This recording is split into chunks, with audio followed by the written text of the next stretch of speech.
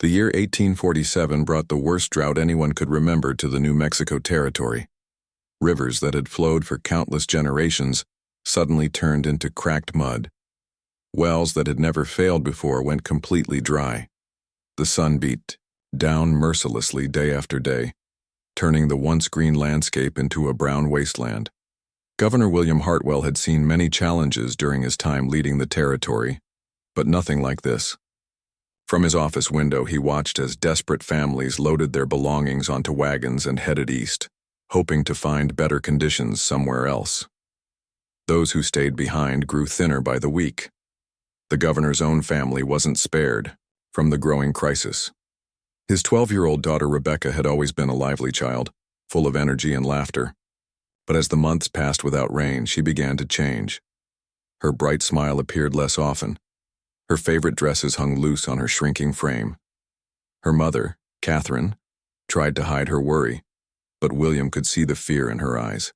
Every time she looked at their youngest child, the family's food stores, once well stocked thanks to the governor's position, were running dangerously low.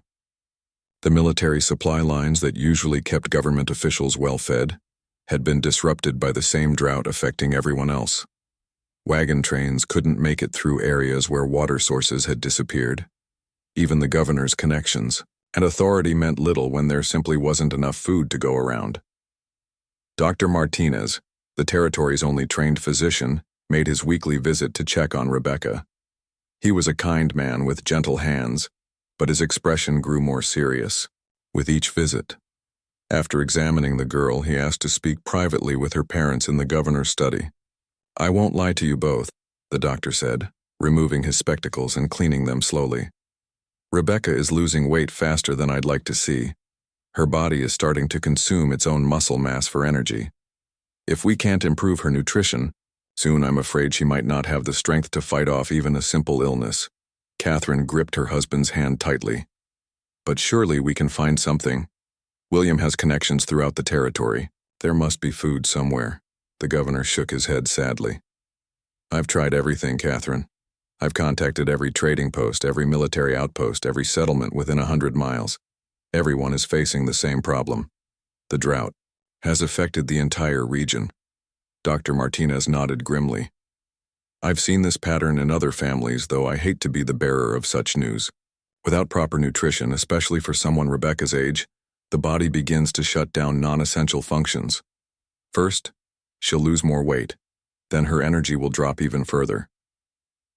Eventually, he didn't need to finish the sentence. All three adults understood what he meant. That evening, William sat alone in his study, staring at official reports that painted an increasingly desperate picture. Crop failures were reported across every county. Cattle were dying in the fields. Trading routes that had operated for decades were being abandoned as water sources dried up along the way. He thought about his daughter, probably lying awake upstairs, because hunger had become a constant companion that made sleep difficult. He thought about his wife, who had started giving Rebecca larger portions of their already meager meals, claiming she wasn't hungry herself. He thought about his responsibility to the thousands of people living in the territory, all looking to him for leadership during this impossible time. But what kind of leader was he if he couldn't even keep his own child from starving? The next morning brought an unexpected visitor. Standing Bear, a respected Apache chief, approached the governor's residence under a white flag of truce. This was unusual, as relations between the territorial government and the Apache tribes had been tense for years. The chief was accompanied by only 2 warriors, suggesting this was a peaceful mission. William met with Standing Bear on the front porch, with his interpreter Carlos translating between them. The chief spoke in measured tones, his weathered face serious but not hostile. "The chief says he knows about the hunger affecting your people," Carlos translated. "He says his people have also suffered, but they have learned ways to find food even when the land seems empty." William listened carefully. He had heard stories about Apache survival skills, though he had never paid much attention to them before. The idea of learning from the very people his government often viewed as enemies seemed strange, but these were not normal times. Standing Bear continued speaking, and Carlos translated again. "He says he has observed that even the leaders of The white man's government are struggling to feed their families. He specifically mentions your daughter. This caught William's attention immediately. How could the Apache chief know about Rebecca's condition? Had they been watching the governor's house? The thought should have alarmed him, but instead, he found himself curious about what the chief might propose. He offers help, Carlos continued translating. One of his warriors, a man called Swift Arrow, knows the old ways of finding food in the desert. He knows which plants can heal and which can feed a person when nothing else is available. The chief says this warrior could help your daughter. William's first instinct was to refuse. The idea of entrusting his child to Apache care went against everything he had been taught about proper society and appropriate behavior. What would the other territorial officials think? What would the military commanders say? How could he, as governor, appear to be accepting help from people his own government often treated as adversaries? But then he thought about Dr. Martinez's words. Rebecca might not have much time left.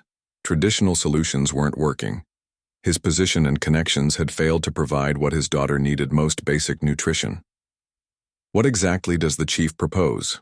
William asked through the translator. Standing Bear's response was detailed and carefully thought out. Swift Arrow would take Rebecca to a place where his small family group had found reliable water and diverse food sources.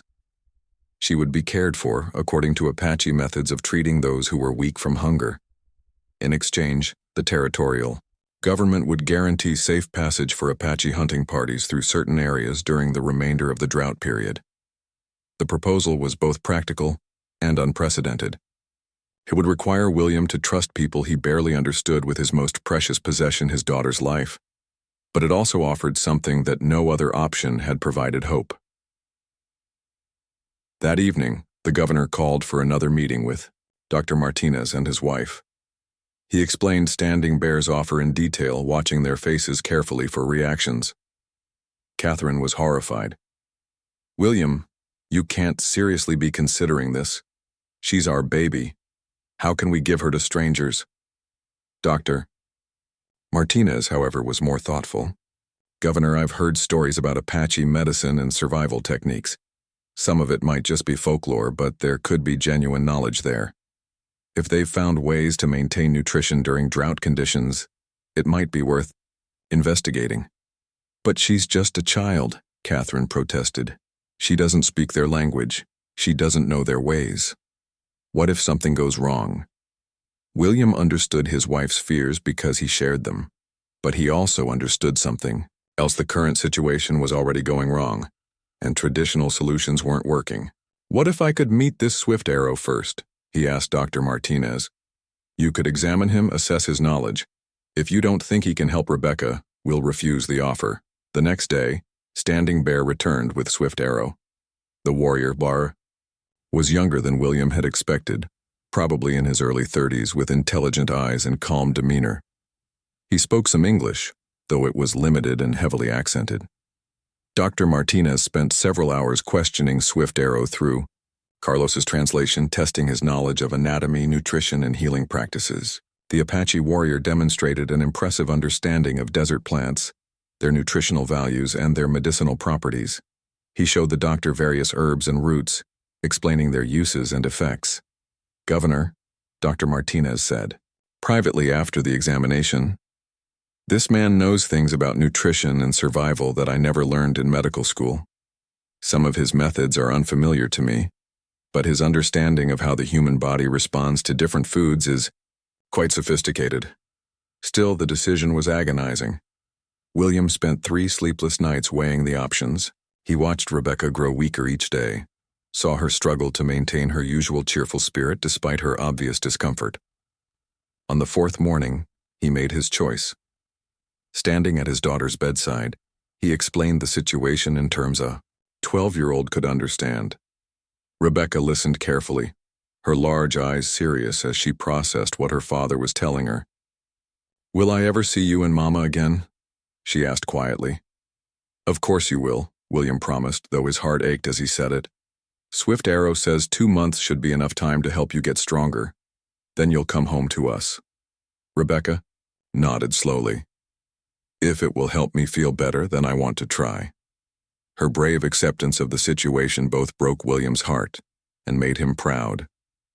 Here was his daughter, facing an uncertain and frightening situation with more courage than many adults had shown during this crisis.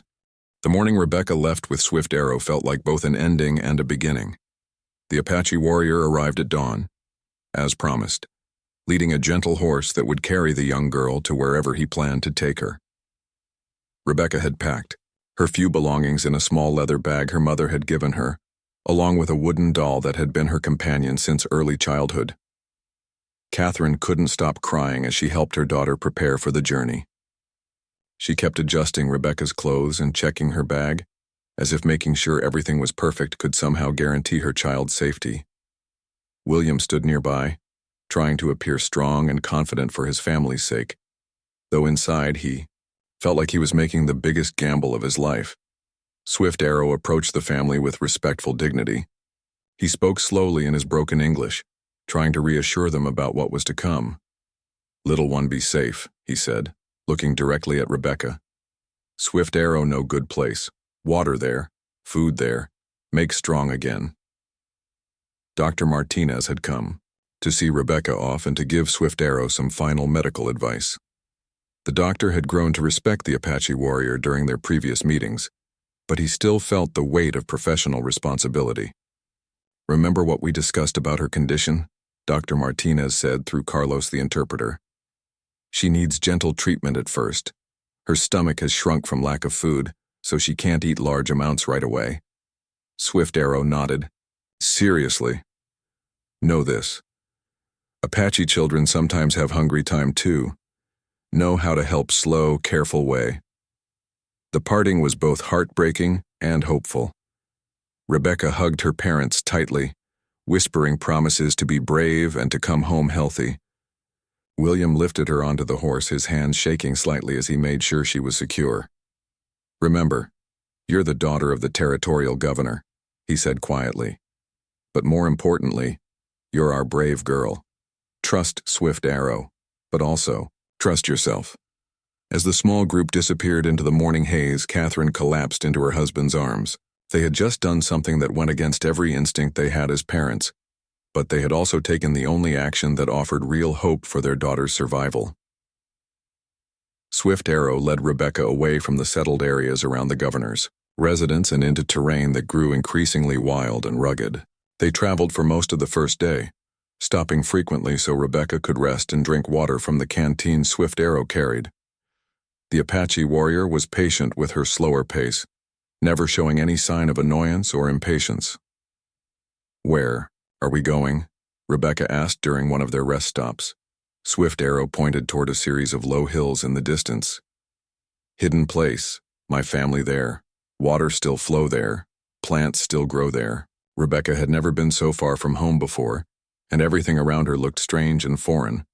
The landscape was more harsh and desert-like than the areas near town. Strange plants with sharp spines grew everywhere, and she could hear unfamiliar bird calls echoing off the rocky formations. But Swift Arrow seemed completely at home in this environment. He pointed out various plants and animals as they rode, teaching Rebecca their names in both Apache and English. He showed her which birds indicated water was nearby and which plant formations meant they were heading in the right direction. "How do you know all this?" Rebecca asked, genuinely curious despite her nervousness. "Apache children learn from small age," Swift Arrow explained. "Land is teacher, plants are teachers, animals are teachers. White man children learn from books. Apache children learn from everything alive." As evening approached, they reached a hidden canyon that Rebecca never would have found on her own. The entrance was narrow and partly concealed by large boulders, but once inside, the canyon opened into a surprising green space.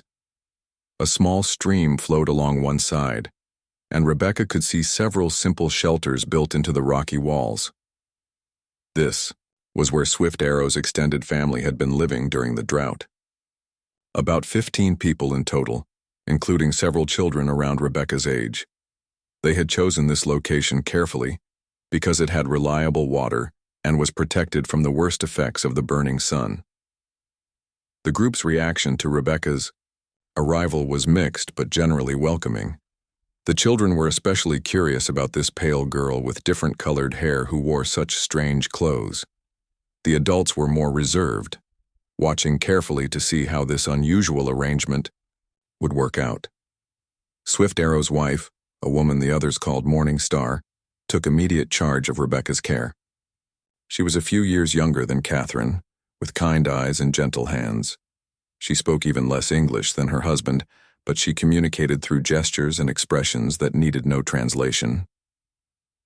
Morning Star examined Rebecca carefully, feeling her thin arms and looking at her pale complexion. With the practiced eye of someone who had cared for many children, she spoke rapidly to Swift Arrow in Apache, clearly giving him her assessment of the girl's condition. "She says you are very weak, but not beyond helping," Swift Arrow translated for Rebecca. "She says we must be very careful with food at first. Too much too fast can make sick person worse." That first evening was strange but not frightening for Rebecca.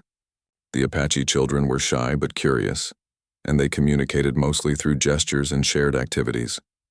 They showed her how they played games with stones and sticks, and they laughed when she tried to imitate their quick, precise movements. The Xiao adults prepared food over a small fire, and Rebecca was amazed by what they were cooking. Instead of the simple, bland meals she was used to, they prepared a variety of dishes using plants and ingredients she had never seen before. Some of it looked very different from anything she had eaten in her life. Morning Star brought Rebecca a small bowl containing what looked like a thin soup. It had a pleasant, nutty smell and was warm and comforting. Rebecca tasted it carefully and was surprised to find that it actually tasted good, with flavors that were completely new to her. "What is this?" she asked Swift Arrow. "Made from seeds of desert plants," he explained. "Very good for building strength. Also some roots that grow by water. Very good for thin children." Rebecca ate slowly as Morning Star watched her carefully. The Apache woman seemed to be monitoring every swallow, ready to take the bowl away if the girl showed any signs of discomfort, but Rebecca's body seemed to accept the food well, and she actually felt a little bit of energy returning as she ate. That night, Rebecca slept in Morning Star's shelter, wrapped in soft animal skins that were surprisingly comfortable. She had expected to lie awake worrying about her parents and missing her own bed, but the day's travel had exhausted her, and she fell asleep quickly. She woke to unfamiliar sounds, the adults talking quietly in Apache, the crackling of a morning, fire and bird calls she had never heard before. For a moment she felt disoriented and frightened, but then Morning Star appeared beside her, offering a drink of cool water and a reassuring smile. The second day began with another carefully prepared meal. This time, Morning Star gave Rebecca what looked like small round cakes made from ground seeds and formed into patties. They had been cooked over the fire and had a slightly sweet taste that Rebecca found quite pleasant. Swift Arrow sat with her as she ate, explaining more about the food and the healing process. "Apache way is slow way," he said. "White man medicine sometimes try to fix everything fast. Apache medicine works with body, waits for body to get ready for more." Over the following days, Rebecca began to understand what he meant. Instead of trying to force her to eat large amounts, Morning Star and Swift Arrow carefully monitored her appetite and gradually introduced new foods as her stomach became ready for them. But the most surprising part was the variety of foods they were able to provide even during this terrible drought. While the settlements were struggling with limited supplies of flour, salt pork, and whatever vegetables could be grown in the harsh conditions, the Apache family seemed to have access to dozens of different food sources. Swift Arrow began teaching Rebecca to identify edible plants during short walks around the canyon. He showed her roots that could be ground into flour, berries that were rich in nutrients, and even certain types of tree bark that could be prepared as food during emergency situations. "This land looks empty to white man eyes," he explained as they examined a plant that looked like just another desert weed to Rebecca. "But Apache eyes see many foods, many medicines. Problem is not that land has no food. Problem is not knowing where to look." Rebecca was beginning to realize that her rescue might involve learning a completely different way of looking at the world around her. The Apache approach to survival was based on knowledge that had been developed over many generations of living in this harsh environment. But perhaps the most important lesson was yet to come. Swift Arrow had not yet introduced her to the food sources that would most dramatically change her health and shock everyone who knew about her situation. Those discoveries would come in the following days, as Rebecca grew stronger and more able to handle the Apache way of nutrition. For now, it was enough that she was eating regularly, sleeping peacefully, and beginning to trust the people who had taken responsibility for her life. By the end of her first week in the hidden canyon, Rebecca had already begun to notice changes in how she felt. The constant gnawing hunger that had become her normal condition was starting to fade. She was sleeping better at night, and she no longer felt dizzy when she stood up quickly. But the real surprises were just beginning. Swift Arrow had been watching her carefully, waiting for signs that her body was ready for the next phase of his healing plan. Apache medicine, he had explained, was like building a house. You had to lay a strong foundation before you could add the walls and roof. Rebecca's foundation was now stable enough for him to introduce foods that would have shocked her parents and probably most other people in the territory. On the 8th morning, Rebecca woke to find Swift Arrow and Morning Star preparing something she had never seen before. They were roasting what looked like large insects over the fire, seasoning them with various herbs and spices that filled the air with a surprisingly pleasant aroma. Rebecca's first reaction was exactly what anyone would expect. "What are those?"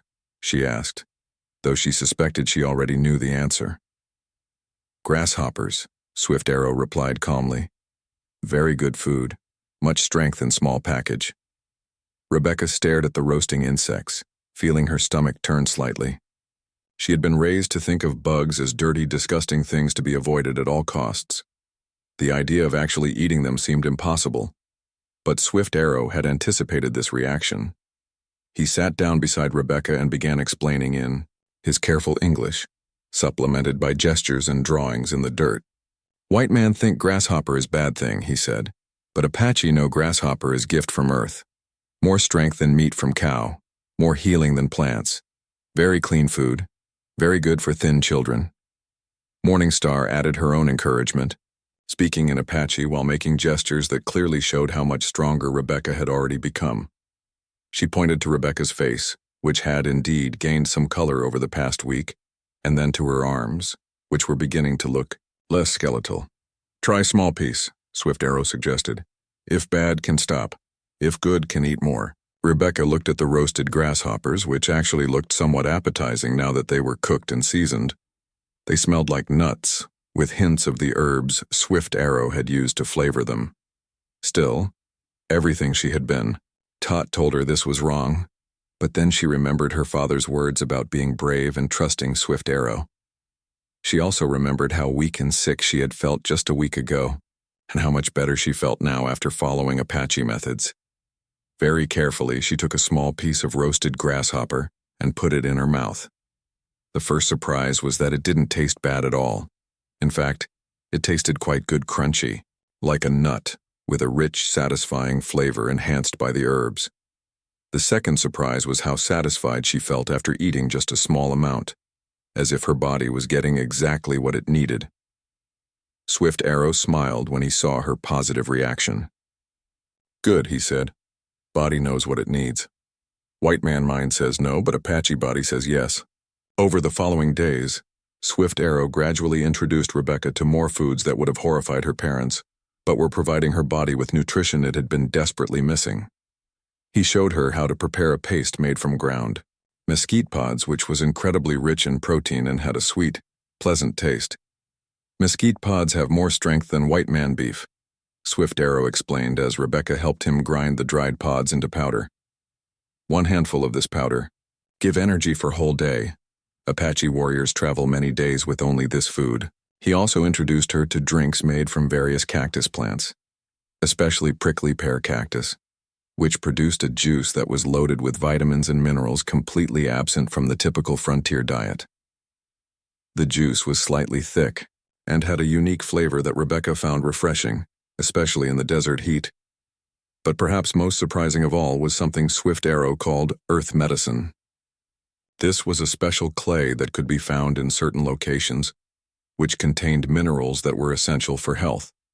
Swift Arrow showed Rebecca how to prepare the clay by mixing it with water and herbs, to make a drink that was surprisingly palatable. This clay has many things body needs, Swift Arrow explained. Iron for blood, other things for bones, for muscles. White man don't know about earth medicine, but Apache use for many lifetimes.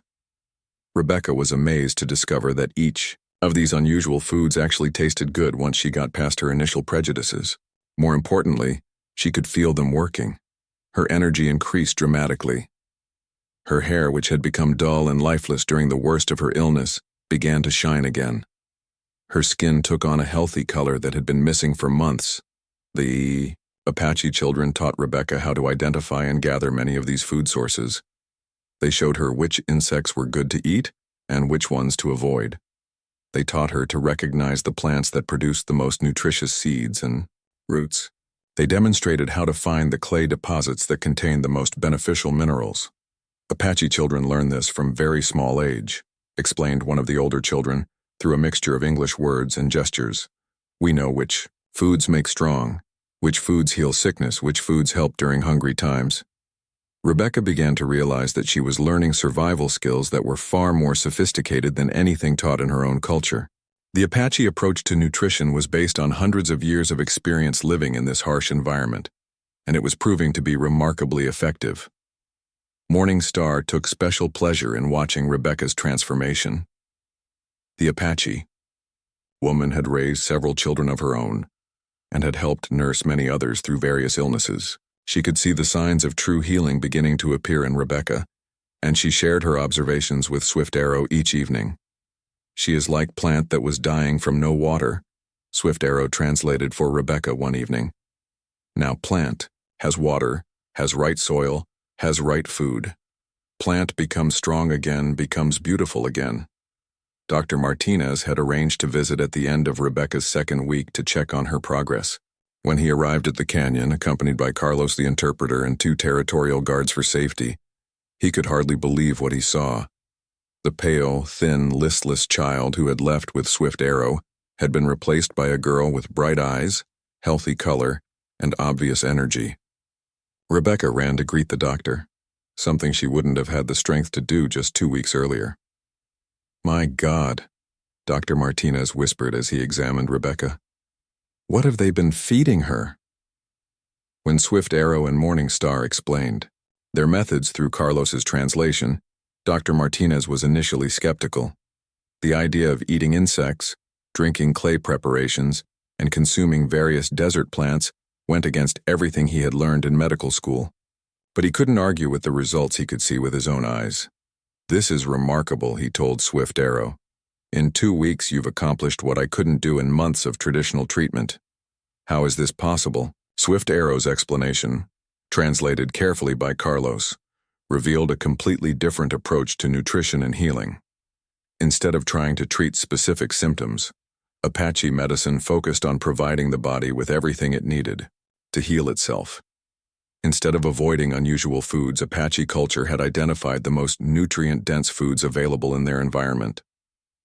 Dr. Martinez spent 2 days in the canyon, carefully documenting everything he observed. He took notes on the preparation methods for various foods, the nutritional principles behind Apache healing practices, and the remarkable transformation he was witnessing in Rebecca. "I need to report this to your father," he told Rebecca before leaving. "He's going to be amazed when he sees you."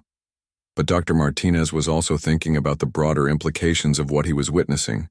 If Apache nutritional practices could produce such dramatic results in Rebecca's case, what might they be able to do for other people suffering from the effects of the drought? Could these methods help address the widespread malnutrition affecting the territory? Meanwhile, Rebecca was thriving in ways that went beyond just physical health. The Apache children had welcomed her as a sister, teaching her their games and including her in their daily activities. She was learning to speak basic Apache words and phrases, and she was beginning to understand the Apache way of looking at the natural world.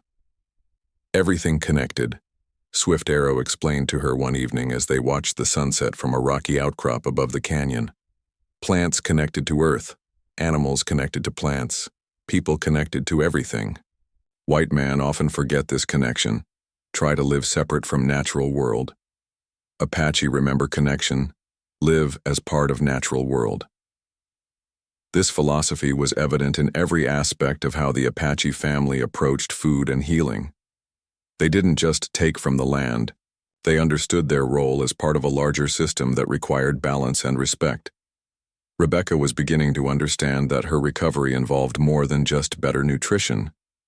She was learning a completely different way of thinking about health, food, and her relationship with the natural world around her. But the most shocking discoveries were still to come.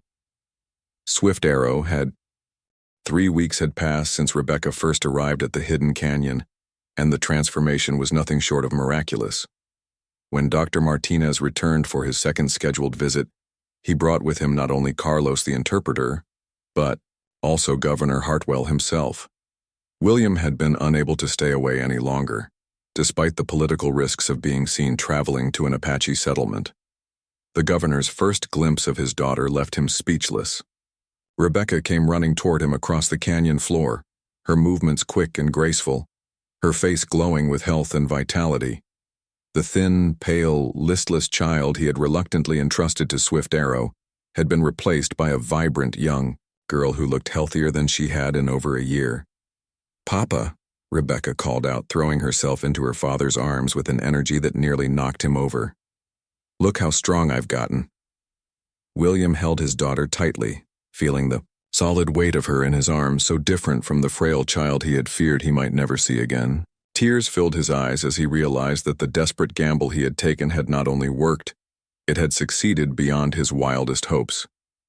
Dr. Martinez was equally amazed by what he observed during this second visit. He spent considerable time examining Rebecca, checking her pulse, looking at her eyes, testing her reflexes and energy levels. Every indicator pointed to not just recovery, but to health that surpassed what she had enjoyed even before the drought began. "This is extraordinary," Dr. Martinez told Governor Hartwell privately. "Her muscle tone has improved dramatically. Her color is excellent. Her energy levels are higher than I've seen in any child her age who's been through severe malnutrition. Whatever Swift Arrow has been doing, it's working far better than any medical treatment I know of." But the doctor's curiosity went beyond just observing the results. He wanted to understand exactly how Swift Arrow had achieved this transformation. Through Carlos's careful translation, he began documenting the complete Apache healing approach in detail. What he discovered challenged everything he thought he knew about nutrition and recovery from malnutrition. Swift Arrow's methods weren't just different from standard medical practice, they were often directly opposite to what Dr. Martinez had been taught to prescribe. The Apache approach focuses on nutrient density rather than quantity, Dr. Martinez noted in his journal. Instead of trying to feed the patient large amounts of familiar foods, they provide small amounts of extremely nutritious foods that are completely foreign to our usual diet. Swift Arrow was eager to share his knowledge, especially since Rebecca's recovery was proving the effectiveness of Apache methods. He spent hours explaining to Dr. Martinez the principles behind his healing practices, with Carlos working hard to translate concepts that often had no direct equivalent in English. "Apache know that hungry person need more than just full belly," Swift Arrow explained. "Need right kinds of food, foods that make blood strong, make bones strong, make muscles strong. White man food often fill belly but not give body what it really needs." To demonstrate his point, Swift Arrow showed Dr. Martinez and Governor Hartwell the exact foods that had been most crucial to Rebecca's recovery. Some of these foods were things the visitors had already seen and reluctantly accepted, like the roasted grasshoppers and mesquite pod paste. But others were so shocking that both men initially refused to believe what they were being told. Swift Arrow led them to a section of the canyon where Morning Star and the other women were preparing what looked like small, white, worm-like creatures. These were harvested from certain types of trees and were considered a delicacy by the Apache, but they looked absolutely revolting to European eyes. "These have more strength than any meat white man eat," Swift Arrow said calmly. "More healing power than any medicine white man know. Rebecca eat these every day now." Governor Hartwell felt his stomach turn as he watched his daughter cheerfully, helping Morning Star prepare these creatures for cooking. Rebecca had not only learned to eat foods that would horrify most people in the territory, She had learned to enjoy them and even help prepare them. But the most shocking revelation came when Swift Arrow showed them the detailed records that Morningstar had kept of Rebecca's progress. The Apache woman had been carefully tracking not just what foods Rebecca ate, but how her body responded to each type of nutrition. Through Carlos's translation, Morningstar explained that Rebecca's recovery had followed a specific pattern that was well known in Apache healing practices. First, the basic plant-based foods had stabilized her condition. Then, the insect proteins had begun rebuilding her muscle mass. The mineral-rich clay preparations had strengthened her bones and blood. Finally, the tree larvae and other high-density protein sources had restored her energy and vitality to levels that actually exceeded her pre-illness condition. Apache medicine not just make sick person well, Morningstar explained. Apache medicine make person stronger than before sickness. Rebecca now has strength of healthy Apache child, not just healthy white child. Dr. Martinez was fascinated, but also deeply troubled by these revelations. As a trained physician, he felt obligated to be skeptical of medical practices that went so far beyond his training, but as a scientist he couldn't ignore the dramatic evidence of success that he was witnessing. "I need to understand the nutritional basis for these results," he told Swift Arrow. "Can you explain to me exactly what nutrients these foods provide that our normal diet lacks?" Swift Arrow's explanation, delivered over several conversations and carefully translated by Carlos, revealed a sophisticated understanding of nutrition that rivaled anything taught in medical schools. The Apache healing tradition had identified, through centuries of practical experience, the exact nutritional deficiencies that were most likely to occur in their harsh environment, and they had developed food sources that addressed each of these deficiencies in the most efficient way possible. The grasshoppers provided complete proteins with all essential amino acids. The mesquite pods delivered complex carbohydrates and additional proteins that were easily digestible. The cactus juices supplied vitamins and minerals that were completely unavailable in the standard frontier diet. The clay preparations provided iron and other minerals that were crucial for blood health. The tree larvae delivered concentrated fats and proteins that were necessary for proper brain and nervous system function. Each food serves specific purpose, Swift Arrow explained. Together, all foods give body everything it needs to heal and grow strong. White man diet often missing many important things, even when belly is full.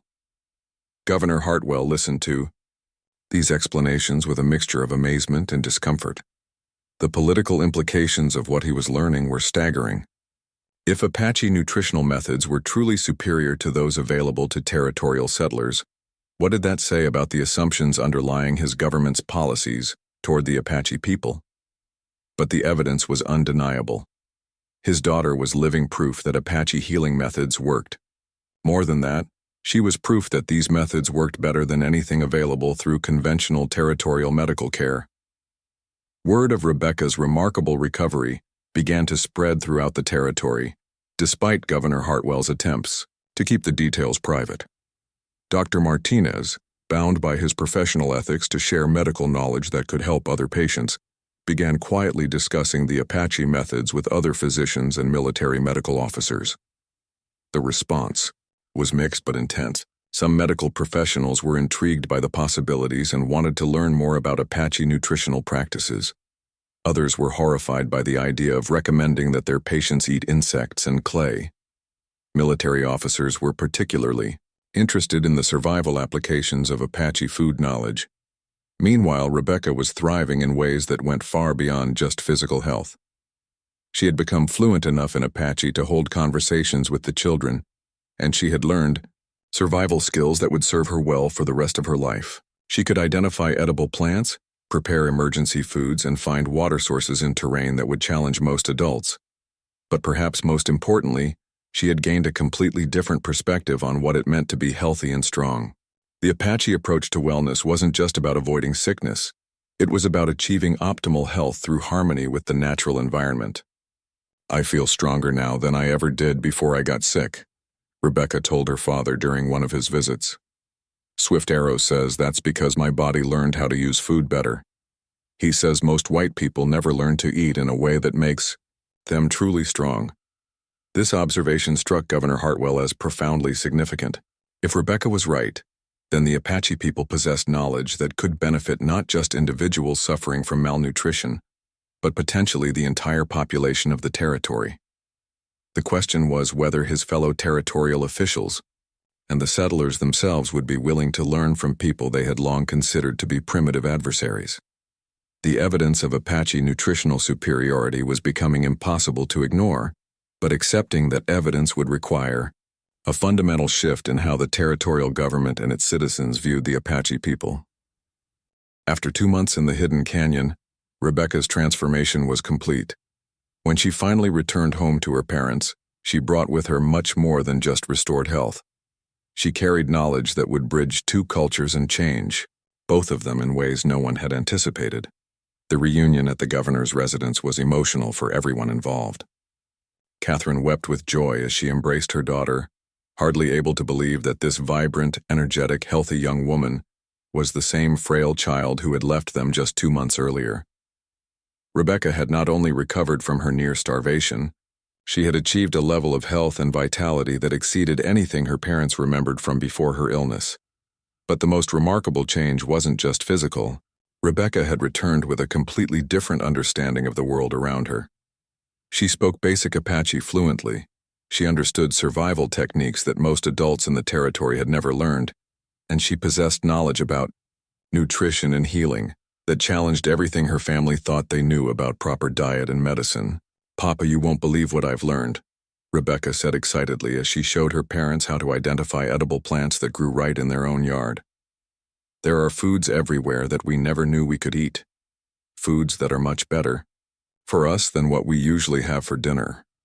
Governor Hartwell watched his daughter with a mixture of pride and amazement. The political implications of her transformation were becoming clear to him, even if he wasn't sure yet how to handle them. His daughter had become living proof that the Apache people possessed knowledge and skills that could benefit everyone in the territory. Dr. Martinez had been carefully documenting everything he learned about Apache healing methods, and he was eager to begin incorporating some of these techniques into his medical practice.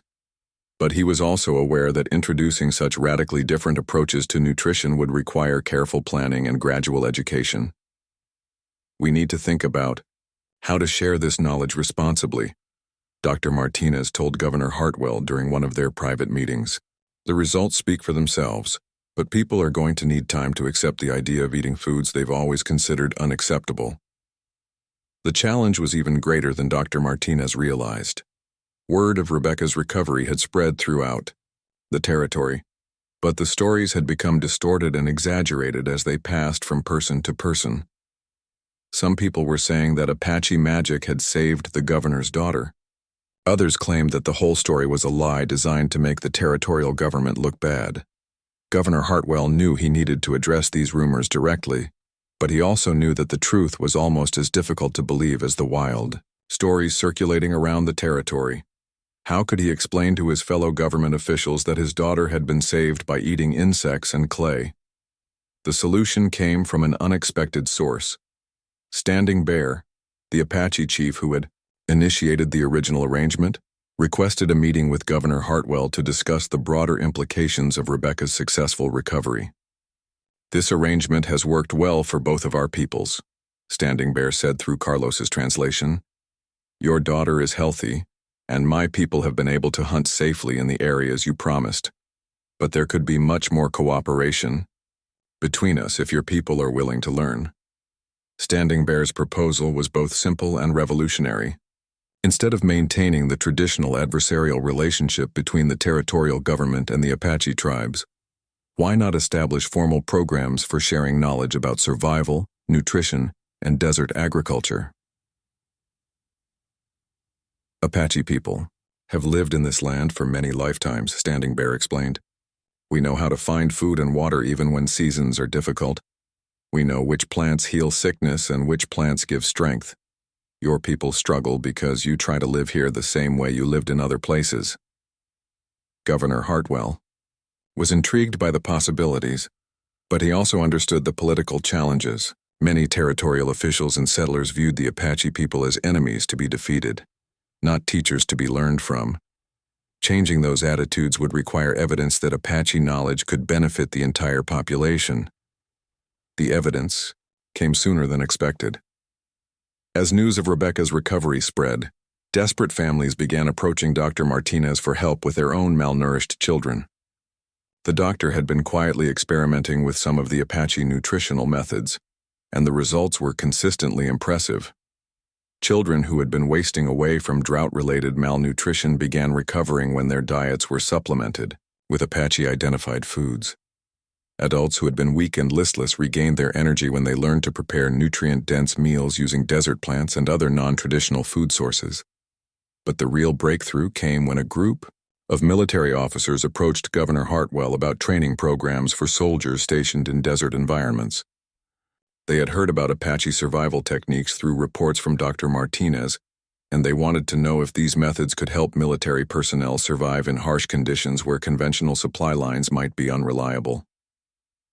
This request gave Governor Hartwell the opening he needed to propose his most ambitious initiative yet.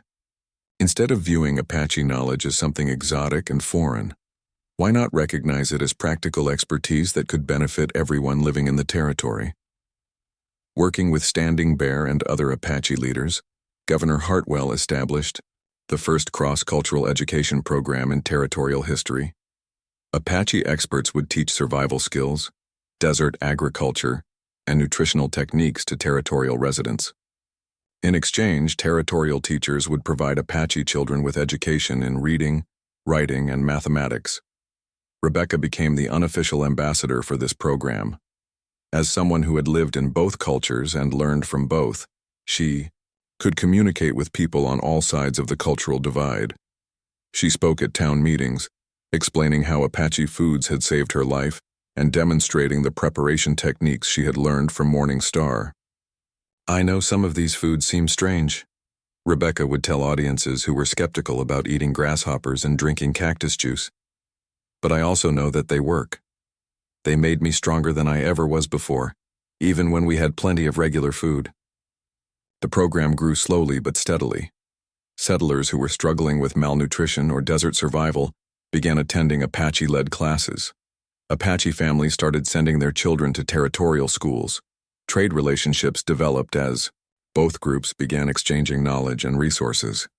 Dr. Martinez became one of the most enthusiastic supporters of cross-cultural medical exchange. He learned to prepare Apache nutritional supplements for his patients, and he taught Apache healers about European medical techniques that complemented their traditional methods.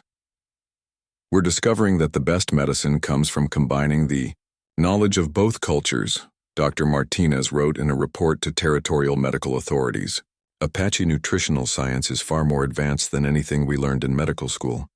But our diagnostic techniques and surgical procedures can enhance their healing practices."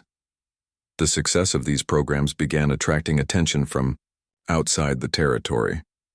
Military commanders from other regions sent observers to study Apache survival training methods. Medical researchers arrived to document Apache nutritional practices.